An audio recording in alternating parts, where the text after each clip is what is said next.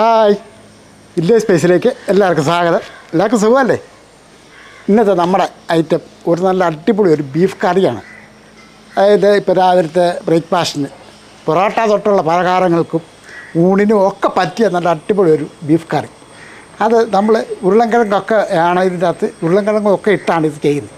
അപ്പോൾ എങ്ങനെയാണ് ചെയ്യുന്നത് നമുക്ക് നോക്കാം. അല്ല, ചാനൽ സബ്സ്ക്രൈബ് ചെയ്യാനുണ്ടെങ്കിൽ ചെയ്തേക്കണം, ലൈക്ക് ചെയ്യണം, ഷെയർ ചെയ്യണം, ബെൽ ബട്ടണൊക്കെ അമർത്തി കാണണം കേട്ടോ. അപ്പോൾ സമയം കളയാതെ നമുക്ക് ആ ബീഫ് കറി ചെയ്യാം. ആദ്യമേ തന്നെ നമുക്ക് ഈ അടുപ്പൊന്ന് കത്തിക്കാം. അപ്പോൾ നമുക്കൊരു 700 ഗ്രാം ബീഫുണ്ട് കേട്ടോ. എല്ലാം മുറിച്ച് വൃത്തിയാക്കി കഴുകിയൊക്കെ വെച്ചിരിക്കുന്നതാണ്.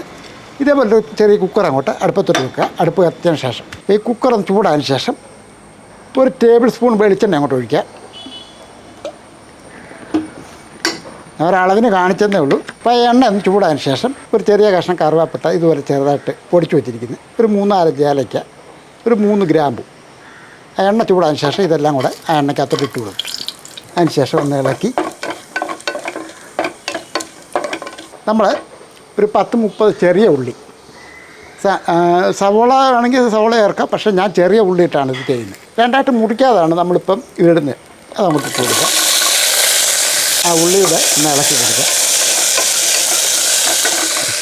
അപ്പം നമ്മൾ ഉള്ളി ഇട്ടൊന്ന് ഇളക്കി കൊടുത്തതിന് ശേഷം കൂട്ടത്തിൽ ഒരു 5-8 വെളുത്തുള്ളി ഞാനത് ചെറുതായിട്ടൊക്കെ മുറിച്ച് വെച്ചിരിക്കുന്നതാണ്. ഒരു കഷ്ണം ഇഞ്ചി അതും ഇതുപോലെ ചെറുതായിട്ട് കനം കുറച്ച് അരിഞ്ഞ് വെച്ചാണ്. അത് ഇങ്ങനെ അല്ലെന്നുണ്ടെങ്കിൽ ഒന്ന് ചവച്ചെടുത്താലും മതി.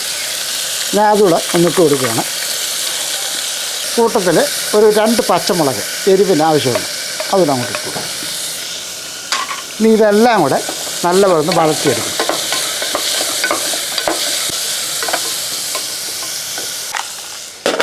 ഫ്രൈ ആകേണ്ട കാര്യമൊന്നുമില്ല.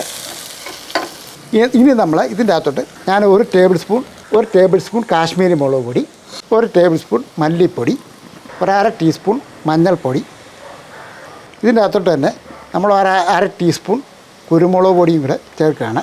ഇനി നമുക്ക് നമ്മുടെ മസാലപ്പൊടി, നമ്മൾ പൊടിപ്പിച്ച് വെച്ചിരിക്കുന്ന മസാലപ്പൊടിയാണ്. നിങ്ങൾക്ക് ഗരം മസാലയാണെങ്കിലും നിങ്ങൾക്ക് ചേർക്കാവുന്നതാണ്. അതൊരു 3/4 ടീസ്പൂൺ മസാലപ്പൊടി അതുപോലെ ചേർക്കുക. പൊടികളൊക്കെ ചേർക്കുമ്പോൾ തീ കുറച്ച് വേണം ചെയ്യാനായിട്ട്. നമ്മൾ തീ കുറച്ചാണ് വെച്ചിരുന്നത്. ഇനി ഇതെല്ലാം കൂടെ ഒന്ന് ഇളക്കി കൊടുക്കുക.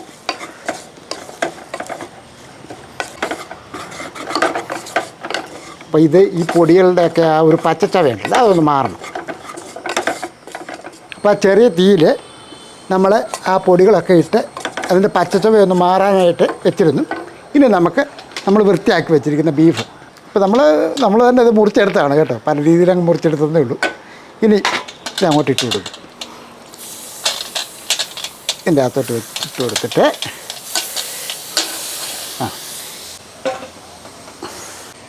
ഇനി നമുക്ക് ബീഫിൻ്റെ അകത്ത് ഒരു 1/2 ഗ്ലാസ് വെള്ളം ഞാൻ ഒഴിച്ചു കൊടുക്കുകയാണ്. ചൂടുവെള്ളം ഉണ്ടെങ്കിൽ അതായിരിക്കും ഏറ്റവും നല്ലത്. ഇനി നമുക്ക് തീ ഒന്ന് കൂട്ടി വെക്കട്ടെ. ഇറച്ചിയൊക്കെ ഒന്ന് വേണ്ടേ. ഇനി നമുക്ക് ഈ ബീഫിന് ആവശ്യമുള്ള ഉപ്പ് പൊടിയും കൂടെ ഇട്ട് കൊടുക്കും. ഇതേപോലെ കുറച്ച് ഉപ്പ് പൊടി അങ്ങോട്ട് ഇട്ടു. ഇനി ഇത് ഒന്ന് ഇളക്കി കൊടുക്കുക.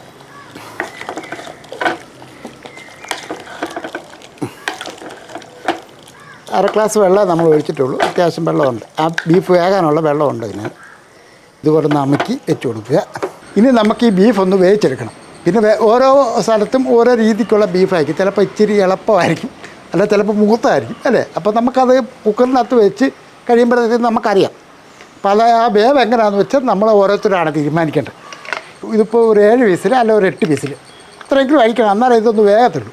പ്രത്യേകിച്ച് ഞായറാഴ്ച ദിവസം വരെ നമുക്കറിയാമല്ലോ ഇച്ചിരി മൂത്തമൊക്കെ കിട്ടത്തുള്ളൂ. പോത്താണേലും ഇച്ചിരി മൂത്തമൊക്കെ കിട്ടത്തുള്ളൂ. തീർച്ചയായിട്ടും ഒരു 8 പീസിലെങ്കിലും അടിച്ചിരിക്കണം. ഒരു 7 അല്ല 8 അത്ര നേരമെങ്കിലും ഇരിക്കട്ടെ. ഇതൊന്ന് ലോക്ക് ചെയ്ത്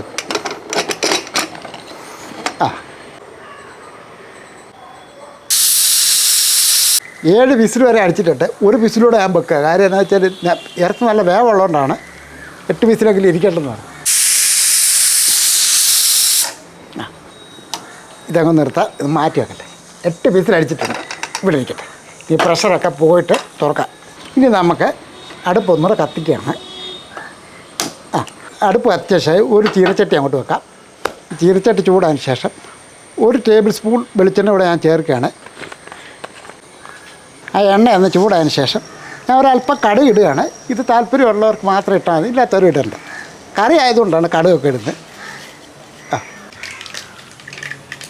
കടുക് ഒന്ന് പൊട്ടി വരുമ്പോഴത്തേക്കും ഒരു 2-3 വറ്റൽമുളക്.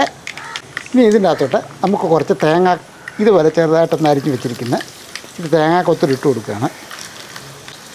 ഇനി ഇതൊന്ന് ഇളക്കി കൊടുക്കുക. ഈ ബീഫ് കറിക്കായാലും ഫ്രൈക്കാണേലും ഇച്ചിരി തേങ്ങാക്കൊത്തൊക്കെ ഇട്ട് ചെയ്യുമ്പോഴത്തേക്കും വേറെ ലെവല അല്ലേ. തീർച്ചയായിട്ടും തേങ്ങക്കൊത്ത് ഇഷ്ടപ്പെടുന്ന ആൾക്കാരുണ്ട്. ഇതിൻ്റെ അകത്തുനിന്ന് അത് പിറക്കി തിന്നുന്ന ആൾക്കാരും ഞാൻ കണ്ടിട്ടുണ്ട്. ഞാൻ ഇതിൻ്റെ അകത്തോട്ട് ഒരു 2 തക്കാളി കണ്ടോ, ഇതുപോലെ ചുമന്ന് വരുമ്പോഴത്തേക്കും ഈ 2 പഴുത്ത തക്കാളിയും കൂടെ അരിച്ച് വെച്ചിരിക്കുന്ന നമുക്ക് ഒന്ന് ഇളക്കി കൊടുത്ത് ഇച്ചിരി കരിവേപ്പില കൂടെ നമുക്കിനി ചേർക്കണം. ഒരു 2-3 തണ്ട് കറിവേപ്പിലയും കൂടെ ഇട്ട് കൊടുക്കുകയാണ്. ഇത് ഒരു കിഴക്കാണ്, ഏകദേശം ഒരു 10-200 ഗ്രാം അടുത്തുണ്ടായിരുന്നു. ഇതേപോലെ ചെറുതായിട്ട് കഷ്ണങ്ങളായിട്ട് അരിഞ്ഞ് വെച്ചിരിക്കുന്നു. ഉരുളക്കിഴങ്ങ് കൂടെ നമ്മൾ ഇതിൻ്റെ കൂടെ ഇട്ട് കൊടുക്കുകയാണ്. ഉരുളക്കിഴങ്ങ് ചേർക്കാൻ താല്പര്യമില്ലാത്തവർക്ക് ഉരുളക്കിഴങ്ങ് ഇടണ്ട കേട്ടോ. ചിലർക്ക് ചിലപ്പോൾ ഇഷ്ടമല്ലാത്തവരുണ്ട്. പക്ഷേ നല്ല ഈ കറിക്കാകുമ്പോഴത്തേക്ക് ഇച്ചിരി നല്ല കൊഴുപ്പൊക്കെ കിട്ടും ഉരുളക്കിഴങ്ങ് ഇടുമ്പോഴത്തേക്ക്. ഇതൊന്ന് ഇളക്കി കൊടുത്തതിന് ശേഷം നമ്മളൊന്ന് മൂടി വെക്കുകയാണ്. കാര്യം ഉരുളക്കിഴങ്ങ് വേകണം. പിന്നെ വേറെ ഞാൻ ഇതിൻ്റെ അകത്ത് ഇടാഞ്ഞതിൻ്റെ കാര്യമെന്ന് വെച്ചാൽ ഉരുളക്കിഴങ്ങ് പെട്ടെന്ന് അങ്ങ് വെന്ത് പോകും. കാര്യം എത്ര പീസിലടിക്കുമ്പോഴത്തേക്കും 2-3 പീസിൽ കൊണ്ട് ഉരുളക്കിഴങ്ങ് അങ്ങ് വേവും. പിന്നെ മൊത്തം വെന്ത് കരഞ്ഞങ്ങ് പോകും. ചെറിയ കഷ്ണങ്ങളായിട്ട് കിടക്കണം. അതുകൊണ്ടാണ് ഇങ്ങനെ ചെയ്യുന്നത്. ഇനി ഈ പ്രഷർ ഒന്ന് പോകുമ്പോഴത്തേക്കും ഉരുളക്കിഴങ്ങ് വേവും. ഒരു 2 മിനിറ്റോളം ഇപ്പോൾ ആയിട്ടുണ്ട്. ഈ സമയത്ത് നമുക്കൊന്ന് നോക്കട്ടെ ഇതിൻ്റെ പ്രഷറൊക്കെ പോയത്. പ്രഷറൊക്കെ പോയിട്ടുണ്ട്. തുറക്കുകയാണ്. അത്യാവശ്യം ചാറോട് കൂടി ഉണ്ട്. ഇളക്കി കൊടുക്കട്ടെ. 8 വിസിൽ അടിച്ചിട്ടുണ്ട്. സാധനമൊക്കെ വെന്തിട്ടുണ്ട് കേട്ടോ. ഇനി ഇതൊന്ന് തുറക്കട്ടെ.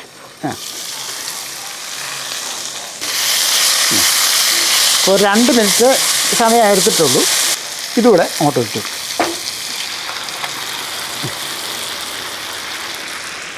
ഈ അപ്പത്തിനൊക്കെ കൊടുക്കുമ്പോഴത്തേക്കും തീർച്ചയായിട്ടും അല്പം ചാറ് വേണം. ഒരു പക്ഷേ ഇറച്ചി വെന്തതിന് ശേഷം ചാറ് കുറവാണെങ്കിൽ ഈ കുക്കറിൻ്റെ അകത്തോട്ട് ഇറച്ചി മാറ്റിയതിന് ശേഷം ഇച്ചിരി ചൂടുവെള്ളം എടുത്ത് കറക്കി അങ്ങോട്ട് ഒഴിച്ചേക്ക്. ശമില പനിയൊക്കെ കുറവായ ചുമയായിരുന്നേ. അതുകൊണ്ട് എനിക്ക് ഇവിടെ വന്ന് നിൽക്കുമ്പോഴത്തേക്ക് കുത്തി ചുമച്ച് വരും. അതാ ഞാൻ പിന്നെ അങ്ങ് മാറി നിൽക്കുന്നത്. അതാ ഇപ്പോഴത്തെ ഒരു സമയത്ത് എല്ലാവർക്കും പനി അല്ലേ, ചുമ, പിന്നെ ജലദോഷം, എന്തെല്ലാം പ്രശ്നങ്ങളാണ് അല്ലേ. ആ കാലാവസ്ഥയുടെ ഒരു സംഭവം. ശമില ഇത് നോക്കിക്കേ, ടേസ്റ്റ് ചെയ്യട്ടെ. എത്ര ദിവസമായി ഇങ്ങോട്ടൊന്ന് വന്നിട്ട്. ബീഫ് കറി വെച്ചിട്ട് നോക്കിയില്ലെങ്കിൽ അല്ലേ എന്തെങ്കിലും പോരാഴിക ഉണ്ടോ നോക്കി കഴിച്ചു നോക്ക്. നല്ല സൂപ്പർ കറി കേട്ടോ. നല്ല കറിയാ, ഒന്നും ചെയ്യണ്ട. ഇത് കറക്റ്റാ. സാധാരണ നമ്മൾ ഫ്രൈയോ മറ്റു കാര്യങ്ങളൊക്കെ ചെയ്യുമല്ലോ. അപ്പം ഈ സത്യത്തിൽ ഈ ബീഫ് കറി വെക്കുന്ന പലർക്കും അറിയാൻ വയ്യാത്ത ആൾക്കാർ എന്നെ വിളിച്ച് ചോദിക്കുന്നുണ്ട്.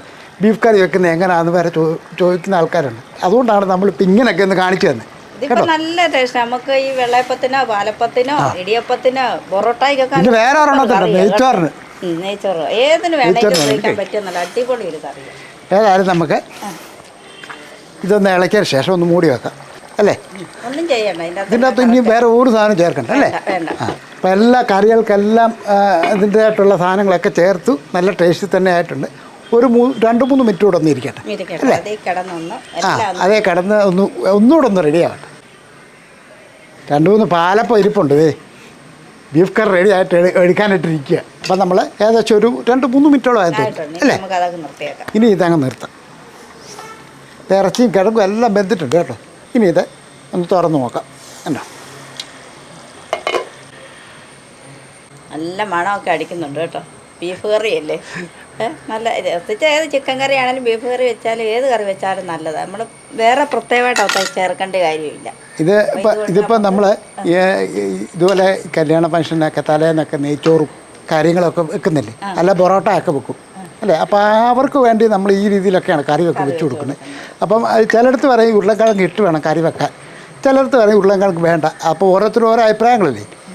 അപ്പം നമ്മൾ 2 പാലപ്പം ഉണ്ട്, ഇത്തിരി കറിയും കൂടെ ഇതിൻ്റെ അകത്തോട്ട് ഒഴിക്കുക. ചാറും ഒക്കെ ആയിട്ട് ഒഴിച്ച് അപ്പം ഇച്ചിരി പാലപ്പം കൂട്ടി അല്ലേ. ബീഫ് കറി പാലപ്പം എങ്ങനെയുണ്ട്? അടിപൊളിയല്ലേ. പാലപ്പം പൊറോട്ടയോ കറി വെച്ചിട്ട് കഴിക്കാമെന്ന് വെച്ച്. അത്രേ ഉള്ളൂ. പിന്നല്ല ഞായറാഴ്ച ദിവസമല്ലേ ഇച്ചിരി ബീഫ് പോത്തിറച്ചി കിട്ടിയാണ്. അത് കാരണം ഞായറാഴ്ച ദിവസമൊക്കെ മിക്ക കടകളിലൊക്കെ പോത്തിറച്ചി കിട്ടത്തുള്ളൂ. കഴിച്ചോ. ആഹാ എന്നാ ടേസ്റ്റാണെന്നറിയാമോ? ഷംലാക്ക് ചിക്കനോ അല്ല മട്ടനോ അതിനോടൊന്നും വലിയ താല്പര്യമില്ല. ബീഫാണെങ്കിൽ ഇച്ചിരി കഴിക്കും അല്ലേ? നല്ല രുചിയുണ്ട് കേട്ടോ. ഇറച്ചിയൊക്കെ നല്ല പഞ്ഞി പോലെ വെന്തിട്ടുണ്ട്. പ്രത്യേകിച്ച് ഈ പാലപ്പത്തിൻ്റെ കൂടൊക്കെ ഇല്ലേ ഈ ഇറച്ചിക്കറി കൂട്ടത്തിൻ്റെ എന്നാ ടേസ്റ്റാണെന്നറിയാമോ? ഇതുണ്ട് ഇറച്ചിയൊക്കെ പഞ്ഞി പോലെ വെന്തിട്ടുണ്ടോ? ഇതിച്ച വെക്കുന്ന നല്ല കറിയാണ്, നല്ല കറിയാണ്.